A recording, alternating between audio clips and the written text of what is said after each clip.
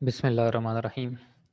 जी, आज हम देखते हैं कि जी लीनियर इक्वेशन क्या होता है और फिर सिस्टम ऑफ लीनियर इक्वेशन क्या होता है और फिर इसको सॉल्व कैसे किया जाता है। तो सबसे पहले what is the linear equation? तो उससे पहले तो आपको इक्वेशन का पता होना चाहिए कि इक्वेशन क्या होती है। कि equation any algebraic expression that can be written with equality. Equality के साइन से जो भी आप अलजेब्राइक इक्वेशन एक्सप्रेशन लिखेंगे उसको हम इक्वेशन बोलते हैं, जिसमें इक्वालिटी का साइन आ जाए और जिसमें वो इनइक्वालिटी का साइन आ जाए, लेस देन और इक्वल का साइन आ जाए, ग्रेटर देन इक्वल का साइन आ जाए या लेस देन का अकेला आ जाए, इसको हम इनइक्वालिटी बोलते हैं। तो हम बात करेंगे लीनियर इक्वेशन पर। इक्वेशन के बाद लीनियर इक्वेशन क्या होती है? A linear equation in the variables x1 x2 up to so on xn, जितने भी वेरिएबल्स उसमें इन्वॉल्व हों। वो एक वेरिएबल भी हो सकता है, 2 भी, 3 भी, जितने भी हों। तो n वेरिएबल, जितने भी वेरिएबल्स इसमें इन्वॉल्व हों, is an equation that can be written in the form. इस फॉर्म में जो भी हम इक्वेशन लिख लें, a1 x1 plus a2 x2 plus so on plus an xn is equal to b। अब इसमें b जो होगा और a1 a2 an ये सारे के सारे रियल और कम्प्लेक्स नंबर्स होते हैं। अ, जो हम सब्जेक्ट्स में अपने पढ़ेंगे तो वो ज़्यादातर वो रियल नंबर्स ही होंगे, ठीक है। हम जस्ट रियल नंबर वाले जो कोफिशिएंट्स वो लेकर और ये लीनियर इक्वेशंस को सॉल्व करेंगे। तो कोई भी लीनियर इक्वेशन जो इस फॉर्म में लिखी जा सके उसको हम कोई भी इक्वेशन जो इस फॉर्म में लिखी जा सके उसको हम लीनियर इक्वेशन कहेंगे। सिंपली हम ये कह सकते हैं कि किसी भी वेरिएबल की पावर 1 से ज़्यादा नहीं होनी चाहिए। अगर हम आसान लफ्ज़ों में बात करें तो किसी भी वेरिएबल की पावर 1 से ज़्यादा नहीं होनी चाहिए, तो उसको हम लीनियर इक्वेशन बोलते हैं। In the special case where b is equal to 0, अगर यहाँ पर ये वाली वैल्यू 0 आ जाए, जैसे ये लिखा हुआ है, तो इक्वेशन 1 हैज़ द फॉर्म। अब यहाँ पर ये 0 बन जाएगा, तो इसको हम होमोजीनियस लीनियर इक्वेशन बोलेंगे। अब ये देखें कि ये वाली जो इक्वेशन हमने लिखी है, लीनियर इक्वेशन है, इस ये नॉन होमोजीनियस इक्वेशन है और ये वाली इक्वेशन जो है वो होमोजीनियस इक्वेशन है, ठीक है। ये आप लोगों ने याद रखना है, which is called homogeneous linear equation.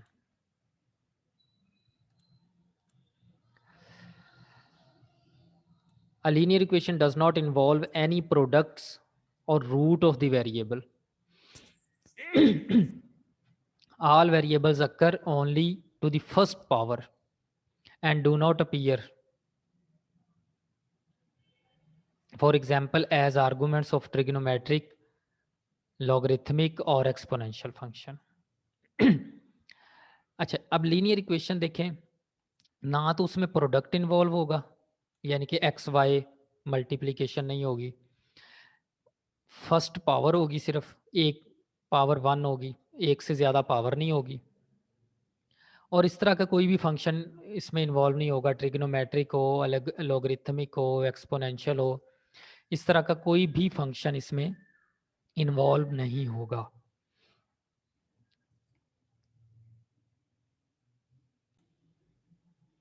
The following are linear equations. ये लीनियर इक्वेशंस हैं जी। x plus 3y is equal to 7, x1 minus 2x2 minus 3x3 plus x4 is equal to 0, 1/2x minus y plus 3z is equal to -1, x1 plus x2, ये एक plus extra लग गया जी, plus या plus up to so on x n, यहाँ पर ये up to so on लिखना था, तो x N is equal to 1। अब ये सारी चारों की चारों लीनियर इक्वेशंस है, इसमें ये होमोजीनियस है और ये तीनों की तीनों नॉन होमोजीनियस है, ठीक है। The following are not linear equation. अब ये लीनियर इक्वेशन नहीं है, क्यों? इसमें y का स्केयर आ गया। ये भी लीनियर इक्वेशन नहीं है, इसमें x और y प्रोडक्ट आ गया है। ये भी लीनियर इक्वेशन नहीं है, इसमें साइन का फंक्शन आ गया है। ये भी लीनियर इक्वेशन नहीं है, इसमें स्क्वायर रूट आ गया, ठीक है। तो ये लीनियर इक्वेशंस नहीं होंगी। A linear system, a finite set of linear equations is called a system of linear equation. अब हम इसको सिस्टम ऑफ लीनियर इक्वेशन भी कह सकते हैं, लीनियर सिस्टम भी कह सकते हैं, अकेला सिस्टम भी कह सकते हैं, ठीक है। The variables are called unknowns. अब इसमें जितने भी वेरिएबल्स होंगे उसको हम अननोन बोलते हैं, क्योंकि ये हमने फाइंड करने होते हैं। सोल्यूशन यही होता है ना, कि जो भी इसमें अननोन होते हैं वो फाइंड करने।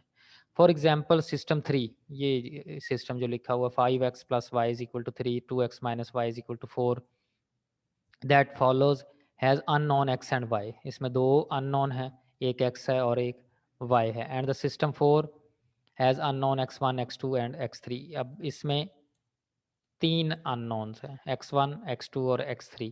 तो ये एक सिस्टम ऑफ लीनियर इक्वेशन है। जब एक से ज़्यादा इक्वेशंस आप लिखते हैं तो उसको हम सिस्टम ऑफ लीनियर इक्वेशन या लीनियर सिस्टम बोलते हैं।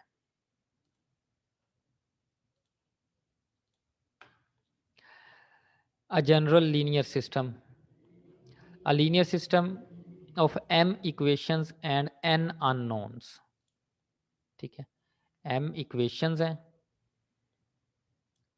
और n unknowns हैं। वो कौन से हैं? x1 x2 x3 x4 x5 up to so on xn तक। कैन बी रिटन एज, अगर हम इसको इसमें लिखें इक्वेशन में, तो ये a11 x1 a12 x2 plus up to so on a1n xn is equal to b1। इसी तरह से ये पूरा आपका जो सिस्टम कहलाता है इसको हम लीनियर सिस्टम बोलते हैं। और एक जनरल लीनियर सिस्टम लिख दिया है हमने जिसमें एम एन एलिमेंट्स हैं, ठीक है। एम इक्वेशंस हैं और एन अननोन्स हैं।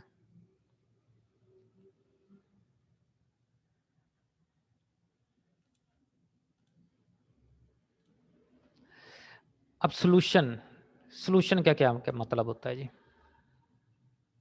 किसी भी लीनियर सिस्टम के सॉल्यूशन का मतलब, a solution of the system is a list of numbers S1 S2 up to so on Sn, जितने भी नंबर्स होंगे। अब जितने अननोन्स होंगे उतने ही ये नंबर्स होंगे। अगर आपके पास 3 अननोन हैं तो आपके जो सॉल्यूशन के नंबर्स भी 3 ही होंगे। 5 अननोन्स हैं तो उतने ही ये नंबर्स होंगे जितने भी अननोन होंगे। तो हर अननोन की हमने वैल्यू फाइंड करनी होती है, उसी को ही हम सॉल्यूशन बोलते हैं। अच्छा, a solution of the system is a list of numbers S1 S2 and up to so on Sn that makes each statement a true statement. ये चीज़ असल में कोई भी आपसे सॉल्यूशन की डेफिनेशन पूछे तो वही आपने ये बतानी है कि कोई भी ऐसा नंबर जो उस पूरे सिस्टम की हर इक्वेशन को ट्रू बना दे, उसको हम सॉल्यूशन बोलते हैं। The set of all possible solutions is called the solution set of the linear system. अब इस तरह के जितने भी पॉसिबल सॉल्यूशन होंगे उसको हम एक सेट में लिखेंगे और उस सेट को हम सॉल्यूशन सेट बोलते हैं। Two linear systems are said to be equivalent. अगर दो लीनियर सिस्टम है हमारे पास तो वो इक्विवेलेंट हम उनको कब कहेंगे? If they have the same solution sets. अगर उनके सॉल्यूशन सेट सेम है तो फिर वो इक्विवेलेंट लीनियर सिस्टम होंगे। अ system of linear equation has, अब ये आप लोगों ने याद रखनी है ये 3 points, these are very important points, कि कोई भी लीनियर सिस्टम उसमें 3 तरह के सॉल्यूशन एग्जिस्ट कर सकता है। किस तरह से? या तो उसका कोई सॉल्यूशन नहीं होगा, देयर इज नो सॉल्यूशन, उसका कोई सॉल्यूशन ही नहीं है। या फिर यूनिक सॉल्यूशन होगा, एक ही सॉल्यूशन होगा, सिंगल सॉल्यूशन। या फिर इनफाइनाइटली मैनी सॉल्यूशंस होंगे। अब ये 3 पॉसिबिलिटीज हैं, सॉल्यूशन की 3 पॉसिबिलिटीज हैं। फिर से मैं दोहरा रहा हूँ, या तो कोई सॉल्यूशन नहीं होगा, या एक सॉल्यूशन होगा, या फिर इनफाइनाइटली मैनी सॉल्यूशन होंगे। ये कभी भी नहीं होगा कि 2 सॉल्यूशन है या 3 सॉल्यूशन है या 4 सॉल्यूशन है। या तो एक सॉल्यूशन होगा या फिर इनफाइनाइटली मैनी सॉल्यूशंस होंगे। ये 3 पॉइंट्स, ये पॉसिबिलिटीज हैं सॉल्यूशन की। कंसिस्टेंट सिस्टम किसे कहते हैं जी? A system of linear equation is said to be consistent if it has either one solution or infinitely many solution। अगर तो किसी सिस्टम का सॉल्यूशन एग्जिस्ट करता है, चाहे वो यूनिक है चाहे इनफाइनाइटली मैनी है, तो हम उसको कंसिस्टेंट सिस्टम कहेंगे। और अगर नो सॉल्यूशन वाली कंडीशन है तो फिर इनकंसिस्टेंट होगा। ये एक ही कंडीशन है नो सॉल्यूशन वाली जिसमें इनकंसिस्टेंट होता है, बाकी ये दोनों कंडीशंस में सिस्टम इज कंसिस्टेंट, तो सिस्टम को हम कंसिस्टेंट बोलेंगे।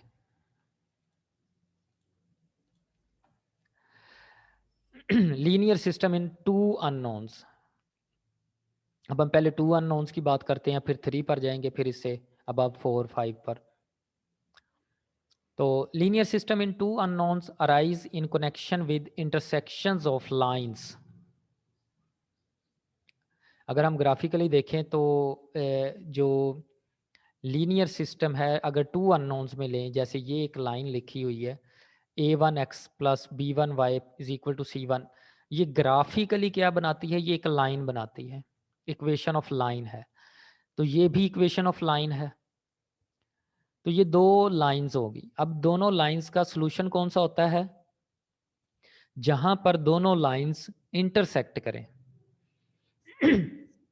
दो लाइंस जहां पर एक दूसरे को इंटरसेक्ट करती हैं उसको हम सॉल्यूशन बोलते हैं। अगर 3 लाइंस आ जाएं तो तीनों लाइंस जिस पॉइंट पर इंटरसेक्ट करेंगी उसको हम सॉल्यूशन बोलेंगे। For example consider the linear system. ये एक लीनियर सिस्टम आपको यहाँ पर बताया गया है। In which the graph of the equation are lines in the x y plane. तो इसका ग्राफ अगर बनाएं, कोई भी दो वेरिएबल्स में अगर हम इक्वेशन लें तो उसका ग्राफ इक्वेशन ऑफ लाइन बनता है। Each solution x y. अब हर एक इसका सोल्यूशन क्या होगा? Of this system corresponds to a point of intersection of the lines. तो इनका सोल्यूशन हर वो पॉइंट जहां जहां ये लाइंस इंटरसेक्ट करेंगी वो इसका सोल्यूशन होगा। So there are 3 possibilities. तो दो लाइंस अगर होंगी तो 3 ही पॉसिबिलिटीज हो सकती हैं सॉल्यूशंस की। वो कौन सी? The lines may be parallel and distinct, कि दोनों लाइंस पैरेलल हों। तो जब पैरेलल लाइंस कौन सी होती हैं? जो एक दूसरे के साथ टच ही नहीं करती।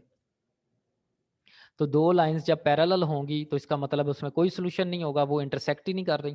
There is no intersection, consequently no solution. दूसरा क्या होगा? द लाइंस में intersect at only one point. तो लाइंस, अब ये देखें ना, ये एक लाइन ये है, एक लाइन ये है। अगर ये तो पैरेलल लाइंस है तो ये एक दूसरे के साथ टच ही नहीं करेंगी, ठीक है। दूसरी कंडीशन ये हो सकती है कि एक लाइन ऐसे है और एक लाइन ऐसे है, तो ये पॉइंट ऑफ इंटरसेक्शन हो गया एक, ठीक है। आप कभी भी दो लाइंस लगाएं और उनको दो जगह पर टच नहीं कर सकते, दो जगह पर इंटरसेक्ट वो नहीं हो सकती, तीन जगह पर नहीं हो सकती। तो ये एक ही पॉइंट पर इंटरसेक्ट करेंगी, तो ये यूनिक सॉल्यूशन होगा, ठीक है। तीसरी कंडीशन क्या है? The lines may coincide, in which case there are infinitely many conditions. तीसरी कंडीशन ये है कि एक लाइन है, इसी के ऊपर ही दूसरी लाइन आ गई, ये इसी के ऊपर ही, ये सही तरह से नहीं लग रही, तो ये इसी के ऊपर ही दूसरी लाइन भी आ गई। तो इसका मतलब है ये तो हर एक पॉइंट पर इंटरसेक्ट कर रही है, हर एक पॉइंट पर। तो इट मीन्स कि इनफाइनाइटली मैनी सॉल्यूशन इस कंडीशन में आएंगे, इनफाइनाइटली मैनी सॉल्यूशंस। तो ये 3 ही कंडीशंस इसकी बनती है। अगर हम ग्राफिकली देखें जो मैंने अभी आपको ड्रा करके दिखाया, पैरेलल लाइंस होंगी तो नो सॉल्यूशन, एक भी सॉल्यूशन नहीं होगा। दूसरी कंडीशन ये हो सकती है कि एक ही जगह पर टच करे, तो ये सिंगल सॉल्यूशन होगा। तीसरी कंडीशन ये हो सकती है कि एक लाइन है, उसी के ऊपर ही दूसरी लाइन आ गई है, लाइन के ऊपर ही लाइन आ गई, तो फिर ये इनफाइनाइटली मैनी सॉल्यूशन बनेगा, जिसको हम कोइंसिडेंट लाइंस कहते हैं। ये 3 ही पॉसिबल सॉल्यूशंस बनते हैं। Next linear system in 3 unknowns.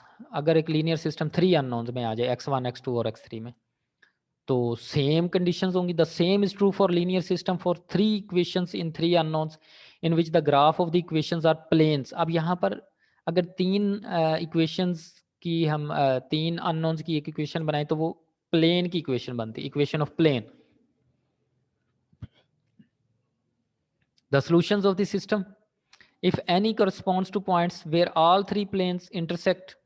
So again we see that there are only 3 possibilities: no solution, one solution, or infinitely many solution.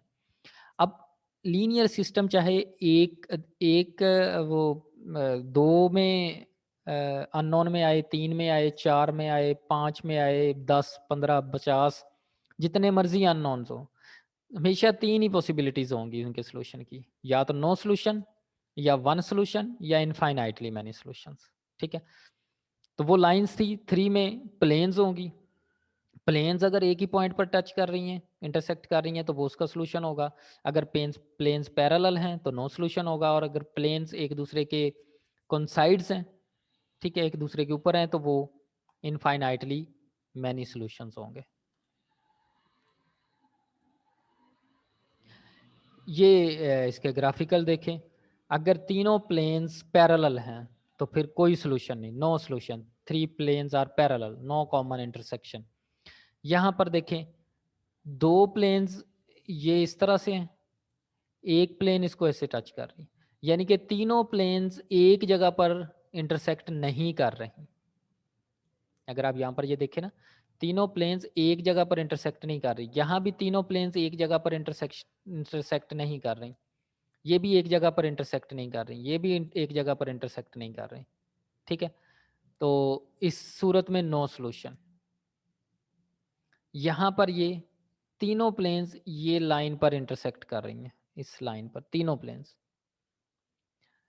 अब ये प्लेन्स एक दूसरे की कोइंसाइड्स हैं, एक दूसरे के ऊपर लगा लें, या सेम ही प्लेन्स हैं, तो इस सूरत में इनफाइनाइटली मैनी सॉल्यूशंस होंगे। इस सूरत में इनफाइनाइटली मैनी सॉल्यूशंस होंगे। ठीक है, तो ये डिफरेंट इसकी कंडीशंस थी। ये वन सॉल्यूशन की कंडीशन है, ये नो सॉल्यूशंस की। तो ये पॉसिबिलिटी हमेशा ये 3 तरह के सॉल्यूशंस की ही रहेगी। अब हम थोड़ी सी एग्जांपल करके इसकी देख लेते हैं। Solve the linear system x minus y is equal to 1, 2x plus y is equal to 6। तो सॉल्व करना आप लोगों को ये बड़ी अच्छी तरह से आता होगा कि इसको आप 2 से मल्टीप्लाई करें, ये 2 हो गया, ये 2 हो गया, और ये भी 2 हो गया, और इनको फिर ऐड कर लें, सॉरी माइनस करेंगे। ये इसको मल्टीप्लाई करने की ज़रूरत ही नहीं है, आप डायरेक्टली इसको ऐड कर लें, ये कट जाएगा, तो ये बन जाएगा 3x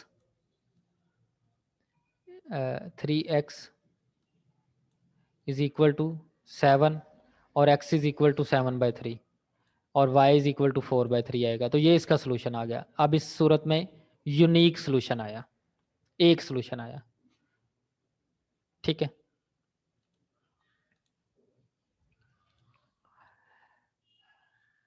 अच्छा जी, इसको सॉल्व करते हैं। x plus y is equal to 4, 3x plus 3y is equal to 6। इसको सॉल्व करें आप, अगर इसको 3 से मल्टीप्लाई करें, मैं इधर ही कर देता हूँ, ये आपको शायद कुछ आसानी हो जाए। ये 12 हो जाएगा।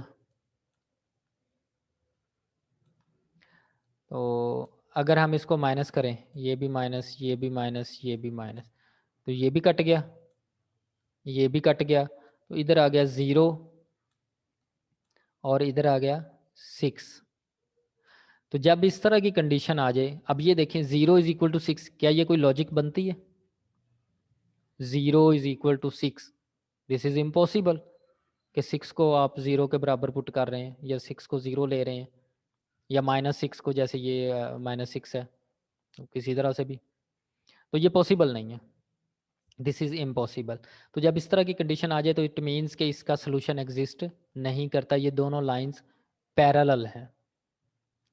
ठीक है, x plus y is equal to 4 कुछ इस तरह की लाइन होगी, और 3x plus 3y4 is equal to 6 भी इस तरह की लाइन हो, तो ये आपस में पैरेलल है, ये एक दूसरे को इंटरसेक्ट ही नहीं करेंगी, तो इसलिए इसमें कोई सोल्यूशन नहीं आएगा। अब देखें, the second equation is contradictory, so the given system has no solution. Geometrically, this means that lines corresponding to the equation in the original system are parallel and distinct. दोनों लाइंस पैरेलल हैं, ये देखें, and distinct, और ये distinct है। Distinct mean अलग अलग। तीसरी सिचुएशन ये हो सकती है कि मैनी सोल्यूशन कैसे आ सकते हैं। ये एक इक्वेशन दी हुई है, 4x minus 2y is equal to 1 and 16x minus 8y is equal to 4। अब देखें, इसको आप 4 से मल्टीप्लाई करें पहली इक्वेशन को, तो ये बन जाएगा 16x, ये बन जाएगा 8y, और इधर क्या बनेगा जी, 4 से मल्टीप्लाई कर रहे हैं तो इधर से 4 ही बनेगा। तो इसको अगर हम माइनस करेंगे, माइनस ये प्लस हो जाएगा, ये माइनस हो जाएगा, तो ये सारी कट गई, और हमारे पास जो इसका आंसर आया 0 इज इक्वल टू 0।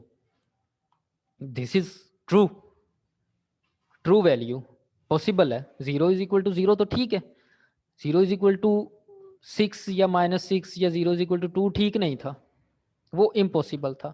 ये 0 इज इक्वल टू 0 करेक्ट है। अब जब 0 इज इक्वल टू 0 आ जाए तो फिर हम क्या करेंगे, फिर हम इसको एक वेरिएबल को, किसी को भी, चाहे x को चाहे y को, आप y इज इक्वल टू किसी पैरामीटर के पुट कर दें, t के बराबर पुट कर दें। तो y इज इक्वल टू अगर t आएगा तो x की वैल्यू यहां से क्या बनेगी, x इज इक्वल टू, अगर आप देखें तो ये 1 plus 2y, 1 plus 2y over 4। अब y को हमने क्योंकि t लिखा है, तो आप y की जगह पर t ही लिख दें,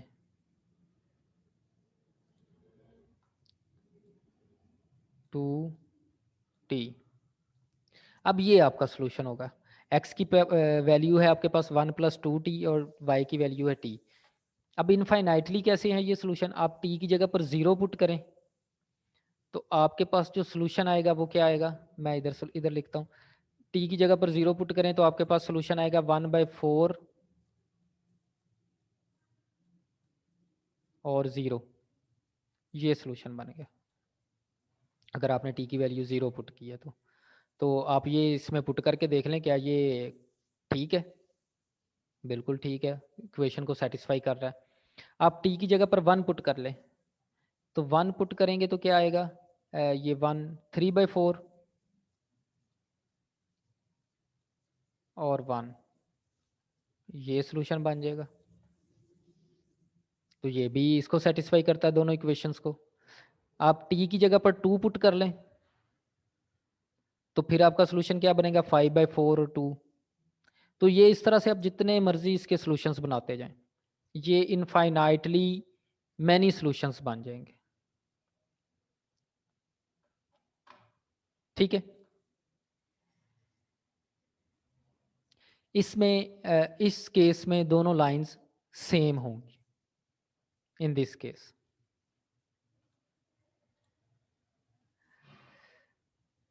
एग्जाम्पल है इसी को ही आगे सॉल्व किया हुआ जो मैंने अभी बताया। Thus the solution of the system are those values of x and y that satisfies the single equation. अब ये 4x माइनस 2y को इज इक्वल टू 1 को जो सेटिस्फाई कर दिया। Geometrically this means lines corresponding to the two equations in the original system coincides. One way to describe the solution set is to solve the equation for x in terms of y to obtain this solution, जो अभी हमने find किया था, x is equal to 1/4 plus 1/2y and then assign an arbitrary value t called a parameter to y। तो इसको हम t की value देकर इसको सॉल्व कर लेंगे। ठीक है जी।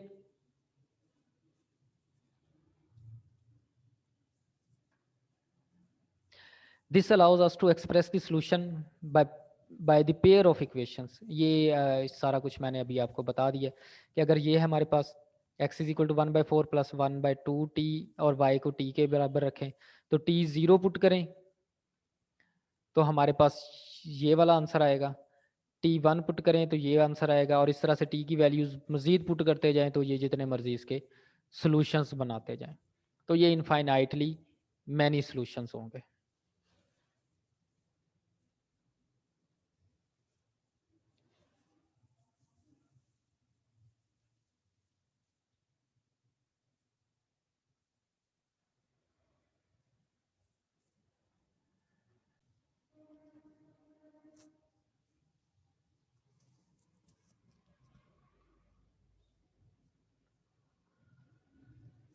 अगर किसी का कोई और क्वेश्चन है तो वो पूछ ले।